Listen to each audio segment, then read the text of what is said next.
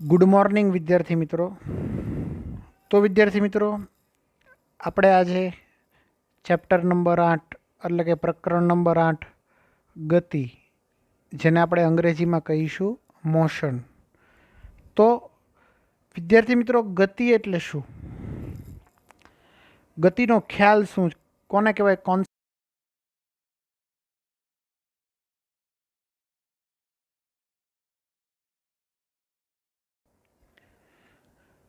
આપણે જ્યારે કોઈ પણ પદાર્થ બીજા પદાર્થની સાપેક્ષ સમય સાથે પોતાનું સ્થાન બદલે છે, ત્યારે તે પદાર્થ બીજા પદાર્થની સાપેક્ષમાં શું કરે છે? ગતિ કરે છે. એક્ઝામ્પલ તરીકે, તમે ભાવનગરના રેલવે સ્ટેશનથી તમે ટ્રેનમાં બેઠા. ટ્રેન એક્ઝેક્ટ 6 વાગે અહીંથી ઉપડી ભાવનગરથી, અને 6:30 થતાં તે ટ્રેન સિહોર જંકશને પહોંચી. તો અહીં વિદ્યાર્થી મિત્રો, ટ્રેને સમય સાથે પોતાનું સ્થાન બદલાવ્યું. તો વિદ્યાર્થી મિત્રો, કહી શકાય કે ટ્રેન છે એ ગતિમાં છે. અથવા બીજા શબ્દોમાં એમ કહીએ કે જ્યાંથી ટ્રેન ઉપડી, એટલે કે રેલવે સ્ટેશન, ભાવનગરના રેલવે સ્ટેશનથી જે ટ્રેન ઉપડી એ સ્ટેશનની સાપેક્ષ અથવા ત્યાં ઊભેલા વ્યક્તિની સાપેક્ષ શેમાં હતી? ગતિમાં છે તેમ કહેવાય. તો ટૂંકમાં ગતિનો ખ્યાલ એટલે જ્યારે પણ કોઈ પણ પદાર્થ બીજા પદાર્થની સાપેક્ષ સમય સાથે પોતાનું સ્થાન બદલતો હોય તો તે પદાર્થ બીજા પદાર્થની સાપેક્ષ ગતિ કરે છે તેમ કહેવાય. જો તમારે વિદ્યાર્થી મિત્રો એની વ્યાખ્યા લખવી હોય તો તમે લખી લ્યો, ગતિ એટલે શું? ગતિ એટલે શું? તો એમાં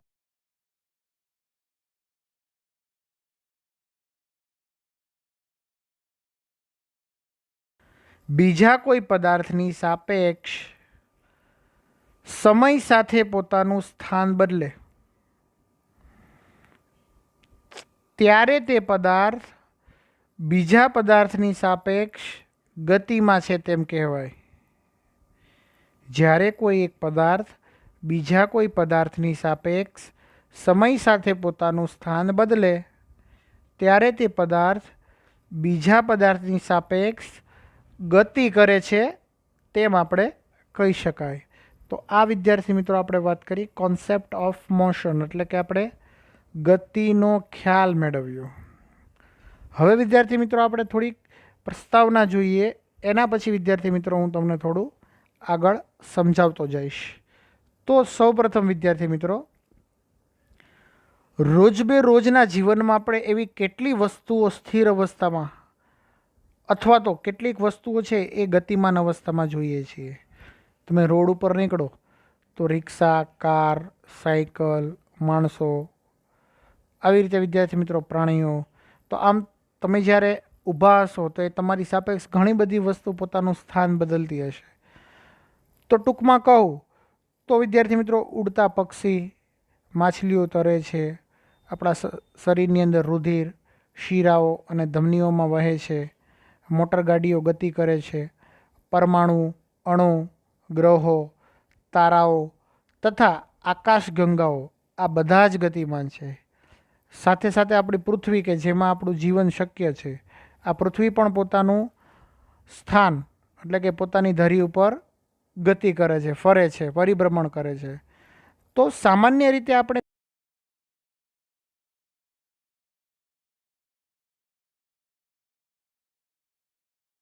કે ચોક્કસ તે પદાર્થ કેમાં છે? ગતિમાં છે. આજે વિદ્યાર્થી મિત્રો તમે ભાવનગરમાં છો, અત્યારે તમે ભાવનગરથી 12 વાગે નીકળો તો વિદ્યાર્થી મિત્રો તમે 4 વાગે તમે અમદાવાદ પહોંચી જાઓ. તો અહીં વિદ્યાર્થી મિત્રો તમે ચોક્કસ સમયગાળામાં તમે ચોક્કસ અંતર કાપ્યું તો તમે ગતિમાં હતા, એટલે કે તમે 4 કલાક પછી અમદાવાદ પહોંચી ગયા. તો કહેવાનો મતલબ એમ છે વિદ્યાર્થી મિત્રો કે કોઈ પણ પદાર્થ સમય સાથે પોતાનું જો સ્થાન બદલે તો ત્યારે તે ગતિમાં છે એવું આપણે સમજીએ. આ સિવાય એવી બધી ઘણી બધી અવસ્થાઓ છે કે જેમાં આપણે ગતિના અસ્તિત્વનો ખ્યાલ આપણને અપ્રત્યક્ષ પુરાવા દ્વારા મળે છે. જો હું વાત કરું તો તમને ઘણા બધા ઉદાહરણ આપું. એમાંનું એક ઉદાહરણ છે કે આપણે હવાની ગતિનું અનુમાન ધૂળના રજકણોના ઉડવાથી તથા વૃક્ષોની ડાળીઓ અને પર્ણોના હલનચલન પરથી આપણે કરી શકીએ છીએ. સૂર્યોદય અથવા તો સૂર્યાસ્ત સમયે ઋતુ પરિવર્તનનું પાછળનું કયું કારણ જવાબદાર છે? શું તે પણ પૃથ્વીની ગતિના કારણે જ છે? જો સાચું છે તો પછી આપણે પૃથ્વીની ગતિનું અનુમાન પ્રત્યક્ષ રૂપે કેમ ન કરી શકતા અથવા તો કેમ કરી શકતા નથી? તો વિદ્યાર્થી મિત્રો, આવા બધા ઘણા બધા પ્રશ્નો છે કે જે આપણને મૂંઝવતા હોય. તો વિદ્યાર્થી મિત્રો, આ ચેપ્ટરની અંદર આપણે ગતિ ઉપર સંપૂર્ણ અભ્યાસ કરીશું, ગતિના સમીકરણો મેળવીશું, ગતિના દાખલાઓ ગણીશું વિદ્યાર્થી મિત્રો, અને સાથે સાથે વિદ્યાર્થી મિત્રો છે એ આપણે આ ચેપ્ટરની અંદર જે કાંઈ વ્યાખ્યા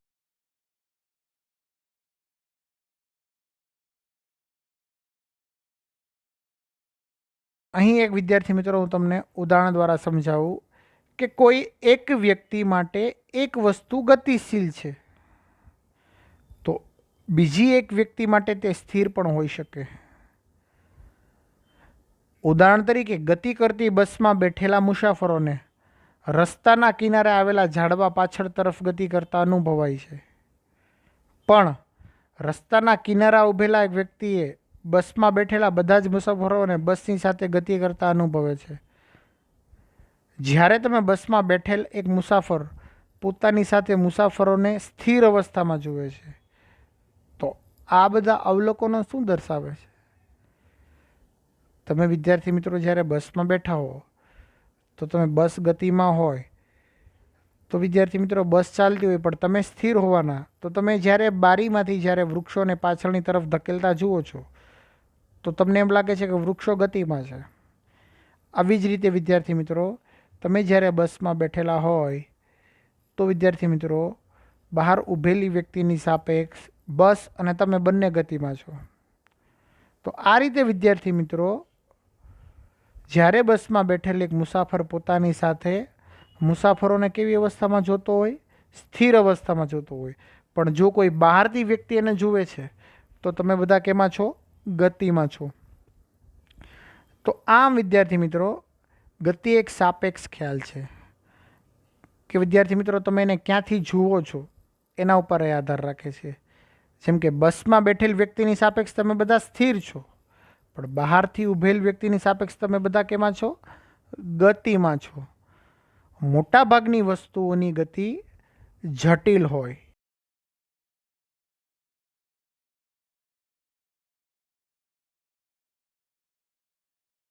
તો અસ્તવ્યસ્ત ગતિ કરતી હોય, કેટલીક વસ્તુઓ ચાક ગતિ કરતી હોય, અથવા કેટલીક વસ્તુઓ કંપન એટલે કે વાઇબ્રેશન કરતી હોય, વાઇબ્રેટ થતી હોય. તો એવી પણ પરિસ્થિતિ હોઈ શકે કે જેમાં આ બધાનો એકસાથે સમાવેશ થતો હોય. તો બસ આ પ્રકરણમાં આપણે સૌ પ્રથમ આપણે સીધી રેખામાં ગતિ કરતી કોઈ વસ્તુ હોય કે જે સુરેખ ગતિ કરતી હોય એનો આપણે અભ્યાસ કરીશું. આપણે આ પ્રકારની ગતિઓનો અભ્યાસ સામાન્ય સમીકરણો તેમજ અમુક ગ્રાફ છે, આલેખ છે, એની મદદથી જોઈશું. ત્યારબાદ આપણે છેલ્લે અંતમાં વર્તુળાકાર ગતિની થોડી ચર્ચા કરીશું. તો વિદ્યાર્થી મિત્રો, પહેલી એક પ્રવૃત્તિ અહીં આપેલી છે, તમે થોડું એના ઉપર વિચારો કે તમારા ક્લાસરૂમની દિવાલો સ્થિર અવસ્થામાં છે કે ગતિમાં છે તેની ચર્ચા કરો. તો વિદ્યાર્થી મિત્રો, તમે એમાં શું ચર્ચા કરશો? તો કે વર્ગખંડની ક્લાસરૂમની જે દિવાલો છે તેની આસપાસના બીજા મકાનોની સાપેક્ષ કેવું છે? એ સ્થિર છે. તે પૃથ્વીની પોતાની ગતિનો એક હિસ્સો જ છે, પરંતુ જો પૃથ્વીને બહારથી એટલે કે અવકાશમાંથી તમે જુઓ તો વર્ગખંડની દિવાલો જોવામાં આવે તો તે ગતિમાન લાગશે, પણ પૃથ્વીની સાપેક્ષ તમે જુઓ અંદરથી તો વિદ્યાર્થી મિત્રો એ કેવી છે? સ્થિર છે. તો આમ આપણે આ પ્રવૃત્તિ પરથી તારણ એવું કાઢી શકીએ વિદ્યાર્થી મિત્રો કે કોઈ પણ પદાર્થની સ્થિર અવસ્થા અને ગતિમાન અવસ્થા નિરપેક્ષ નથી, પણ કેવી છે? સાપેક્ષ.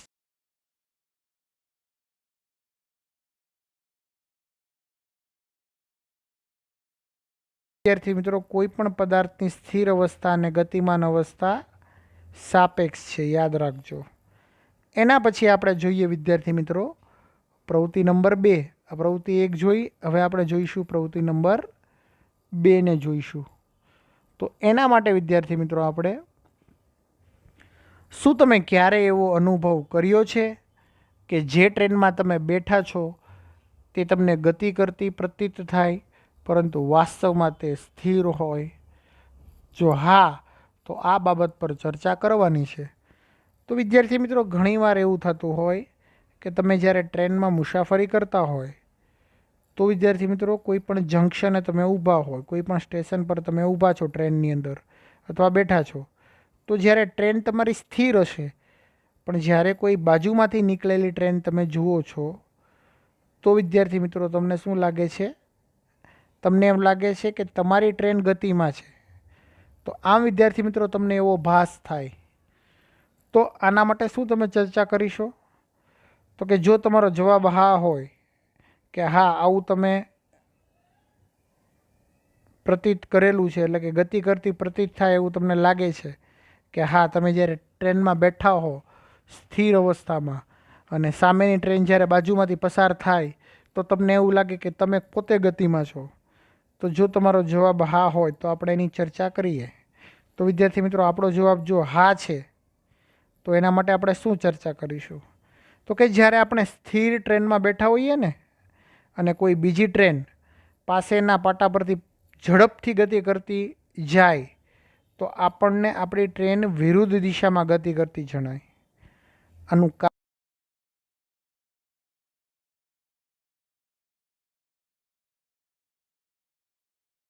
અવસ્થા બંને સાપેક્ષ છે. ટ્રેનની કે કોઈ પદાર્થની સ્થિર અવસ્થા અને ગતિમાન અવસ્થા આ બંને કેવી છે? સાપેક્ષ છે. એટલે તો કીધું વિદ્યાર્થી મિત્રો કે ગતિ કેવો ખ્યાલ છે? સાપેક્ષ ખ્યાલ છે. તો આ રીતે વિદ્યાર્થી મિત્રો છે એ પ્રવૃત્તિ ઉપરથી આપણે એવું તારણ કાઢી શકીએ. આપણે ક્યારે આપણી આસપાસની વસ્તુઓને ગતિને કારણે તકલીફમાં મુકાઈએ છીએ, ખાસ કરીને જો તે વસ્તુની ગતિ અનિશ્ચિત અને અનિયંત્રિત હોય, જેમ કે નદીમાં આવેલા પૂર, તોફાન, સુનામી. જ્યારે બીજી બાજુ વસ્તુની નિયંત્રિત ગતિ માનવીની સેવામાં ઉપયોગી થઈ પડે છે, જેમ કે પાણી દ્વારા વિદ્યુતનું ઉત્પાદન. શું તમે એવું અનુભવો છો કે કેટલીક વસ્તુઓની અનિયમિત ગતિનો અભ્યાસ કરવો અને સાથે સાથે તેને નિયંત્રિત કરવા અંગેના અભ્યાસો જરૂરી છે? તો વિદ્યાર્થી મિત્રો એના માટે તમારો શું અભિપ્રાય છે? તો વિદ્યાર્થી મિત્રો તમારો જવાબ હશે કે હા, કે જ્યારે પૂર હોય કે વાવાઝોડું હોય કે સુનામી હોય અથવા તો જ્વાળામુખીનું ફાટવું, આ બધા વગેરે વિનાશક હોનારતો કહેવાય. બધી કેવી કહેવાય? વિનાશક હોનારતો કહેવાય. જ્યારે આ વિનાશક હોનારતોનું અનુમાન કદાચ કરી પણ શકાય, તેમને નિયંત્રિત નથી કરી શકાતા. જો હું ભૌતિક વિજ્ઞાનની વાત કરું તો આ ભૌતિક વિજ્ઞાનની તમે જે અત્યારે સબ્જેક્ટ ભણી રહ્યા છો, ફિઝિક્સ જે ભણી રહ્યા છો વિદ્યાર્થી મિત્રો, ભૌતિક વિજ્ઞાન જે ભણી રહ્યા છો, તો વિદ્યાર્થી મિત્રો આની શાખા ઇલેક્ટ્રોનિક્સમાં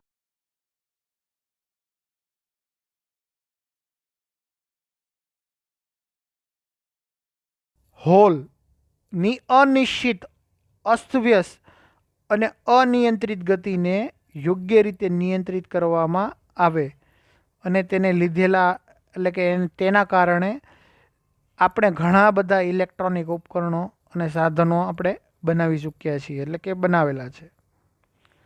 જો ન્યુક્લિયર પાવર પ્લાન્ટની વાત કરું તો ન્યુક્લિયર પાવર પ્લાન્ટની અંદર પણ ન્યુટ્રોન્સની અનિશ્ચિત અને અનિયંત્રિત ગતિને કારણે આપણે સફળ થયા છીએ. તો આ રીતે મોટા પ્રમાણમાં વિદ્યુત ઉર્જા આપણે ઉત્પન્ન કરવામાં આવે છે. સાથે સાથે જો હું ગ્રહોની વાત કરું તો ગતિ કરતા ઉપગ્રહો, હવામાનની તરા રાસાયણિક પ્રક્રિયાઓ વગેરે અનિયંત્રિત અને અનિશ્ચિત ગતિ દર્શાવતા ઉપકરણો છે. આપણે આવા વિવિધ તંત્રોને ઊંડાણપૂર્વક અભ્યાસ કરવો અને તેના નાના પાયે પણ કેમ નહીં, એટલે કે નિયંત્રિત કરવાનો પ્રયત્ન કેમ ન કરવો જોઈએ, તો એના માટે વિદ્યાર્થી મિત્રો આપણે છે એ વિચારવા જેવું છે. તો વિદ્યાર્થી મિત્રો, જેમ તમે આગળના ધોરણમાં જ્યારે 10મા ધોરણ પછી તમે જ્યારે સાયન્સમાં જશો વિદ્યાર્થી મિત્રો, એઝ અ સાયન્સ સ્ટુડન્ટ તરીકે વિદ્યાર્થી મિત્રો, ત્યારે તમે ફિઝિક્સમાં વિદ્યાર્થી મિત્રો તમે કોઈ પણ ગ્રુપ રાખો, એ ગ્રુપ રાખો કે બી ગ્રુપ રાખો વિદ્યાર્થી મિત્રો, તમારે વધારે ચર્ચા આપણે ત્યાં એની કરીશું વિદ્યાર્થી મિત્રો. હાલ વિદ્યાર્થી મિત્રો આપણો જે ટોપિક છે વિદ્યાર્થી મિત્રો એના પર આપણે જઈએ છીએ. તો હાલ આપણો જે ટોપિક છે વિદ્યાર્થી મિત્રો એનું નામ છે ગતિનું વર્ણન. તો કેવી રીતે આપણે એક્સપ્લેન કરશું ગતિને વિદ્યાર્થી મિત્રો? તો સરસ મજાનો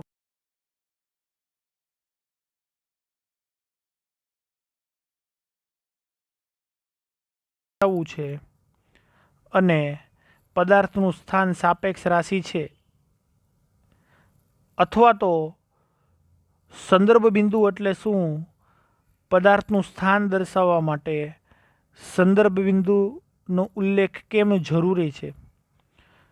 આમ ગતિનું વર્ણન આપણે સમજાવવું છે. તો વિદ્યાર્થી મિત્રો તમે ગતિનું વર્ણન કેવી રીતે તમે સમજાવશો?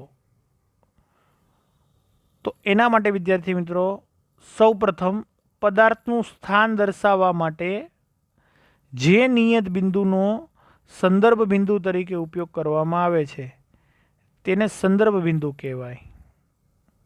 દાખલા તરીકે વિદ્યાર્થી મિત્રો તમે અમદાવાદ પહોંચ્યા, તો અમદાવાદ તમે પહોંચ્યા તો તમે નીકળ્યા ક્યાંથી હતા? તો કે નીકળ્યા ભાવનગરથી હતા. ભાવનગરથી તમે ક્યાંથી નીકળ્યા હતા? તો કે બોલો ભાવનગરથી તમે બસ સ્ટેશનેથી નીકળ્યા હતા. તો આ રીતે વિદ્યાર્થી મિત્રો જે બસ સ્ટેન્ડ હતું વિદ્યાર્થી મિત્રો એ તમારું શું થયું? સંદર્ભ બિંદુ થયું. તો આમ વિદ્યાર્થી મિત્રો હજી એક ઉદાહરણ આપું કે એક ગામમાં એક શાળા રેલવે સ્ટેશનથી ઉત્તર દિશામાં 2 કિલોમીટરના અંતરે છે અને બસ સ્ટેશનેથી પશ્ચિમ દિશામાં 3 કિલોમીટરના અંતરે છે. તો પહેલા કિસ્સામાં રેલવે સ્ટેશન સંદર્ભ બિંદુ થયું કારણ કે તમે કીધું રેલવે સ્ટેશનથી ઉત્તર દિશામાં 2 કિલોમીટર છે. જ્યારે બીજા કિસ્સામાં તમે શું કીધું કે બસ સ્ટેશનેથી પશ્ચિમ દિશામાં 3 કિલોમીટર છે. તો અહીં વિદ્યાર્થી મિત્રો રેલવે સ્ટેશન સંદર્ભ બિંદુ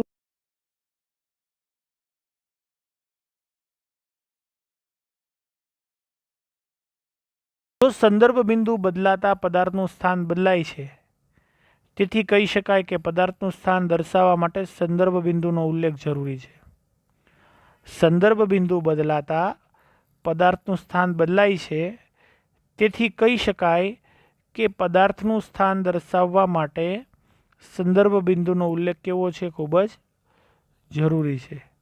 બીજા શબ્દોમાં એમ પણ કહી શકાય કે સ્થાન એ નિરપેક્ષ રાશિ નથી, પણ સ્થાન એ કેવી રાશિ છે? સાપેક્ષ રાશિ છે. કારણ કે વિદ્યાર્થી મિત્રો સંદર્ભ બિંદુ બદલાતા આપેલ પદાર્થનું સ્થાન પણ કેવું થઈ જાય? બદલાઈ જાય.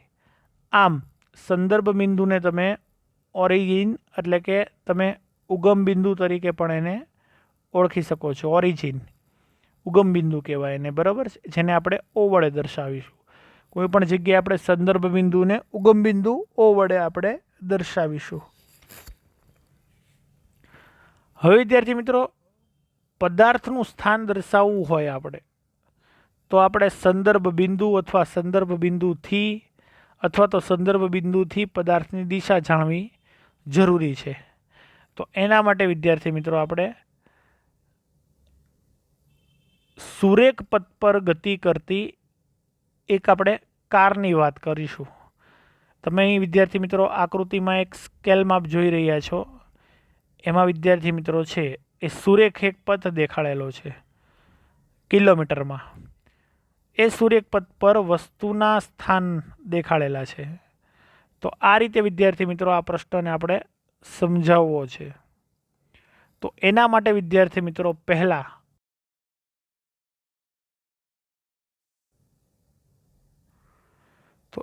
વિદ્યાર્થી મિત્રો અંતર અને સ્થાનાંતરની વાત કરવી પડે.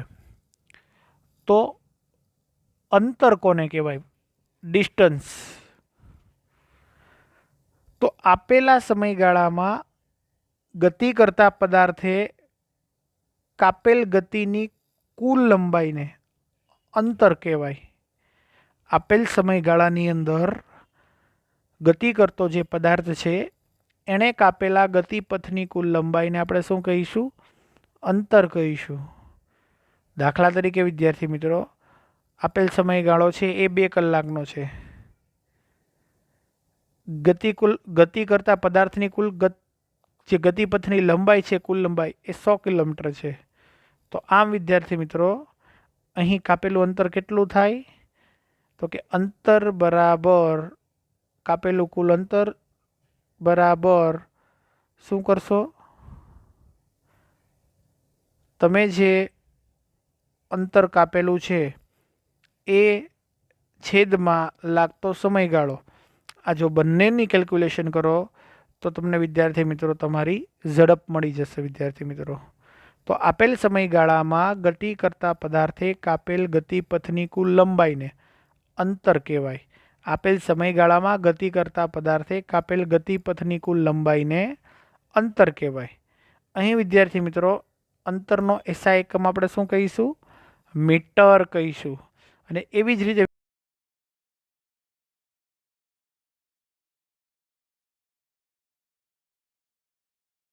પ્રારંભિક સ્થાનથી અંતિમ સ્થાન સુધીના પદાર્થનો જે ગતિપથનો પ્રારંભિક સ્થાન હતો ત્યાંથી લઈ અને અંતિમ સ્થાન સુધીના લઘુત્તમ અંતરને આપણે સ્થાનાંતર કહીએ.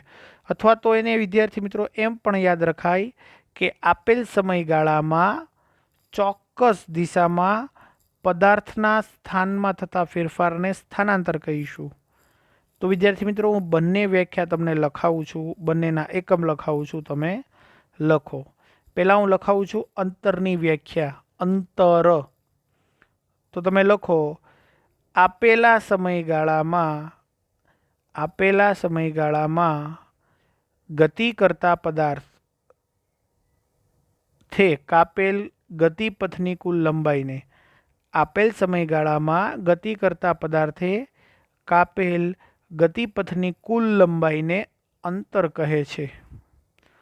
અંતરનો એકમ મીટર છે.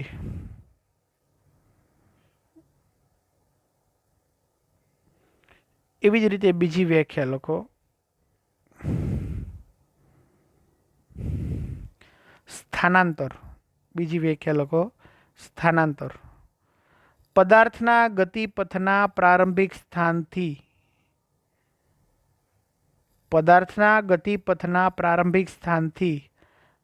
અંતિમ સ્થાન સુધીના લઘુત્તમ અંતરને પદાર્થના ગતિપથના પ્રારંભિક સ્થાનથી અંતિમ સ્થાન સુધીના લઘુત્તમ અંતરને સ્થાનાંતર કહે છે. અથવા બીજી વ્યાખ્યાની લખો સ્થાનાંતરની. અથવા આપેલ સમયગાળામાં ચોક્કસ દિશામાં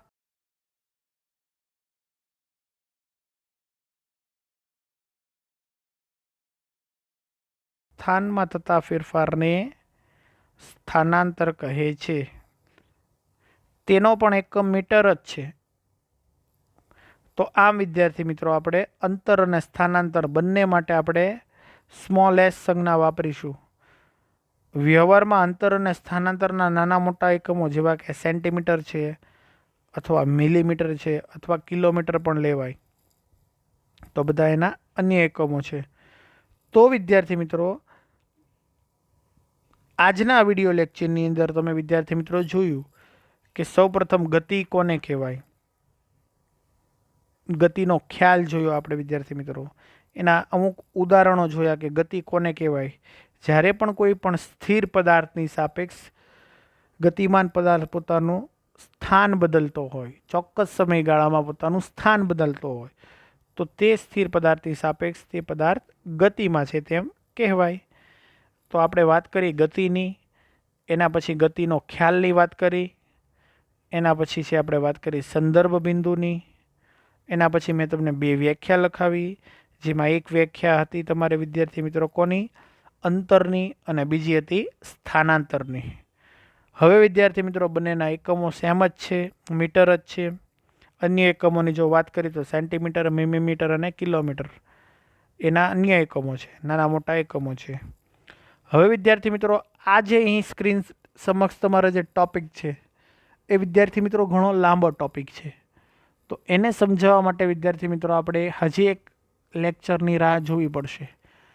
એટલે કે આવતા વિડીયો લેક્ચરની અંદર વિદ્યાર્થી મિત્રો આપણે સુરેખ પથ પર ગતિ કરતી એક કાર એનું ઉદાહરણ લેવાનું છે.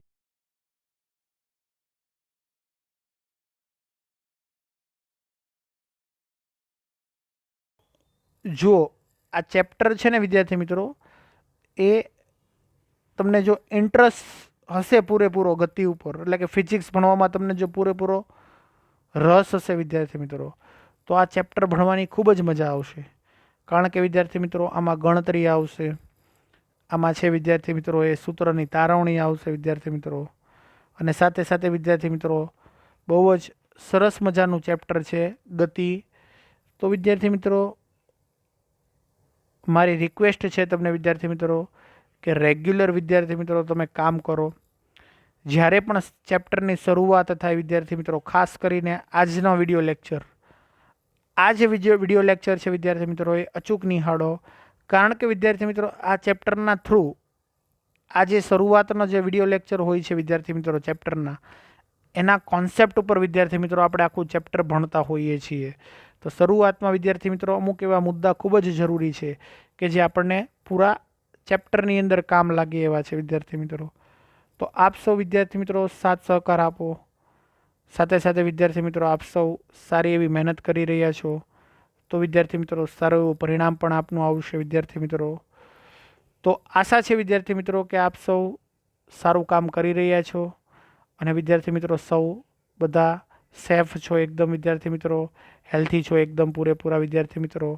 તો આશા રાખું છું વિદ્યાર્થી મિત્રો કે સાયન્સ જેવા સબ્જેક્ટની અંદર એવું સારું એવું પરિણામ મેળવો, અને વિદ્યાર્થી મિત્રો સારું એવું રિઝલ્ટ લાવી અને પોતાના મા બાપનું નામ રોશન કરો.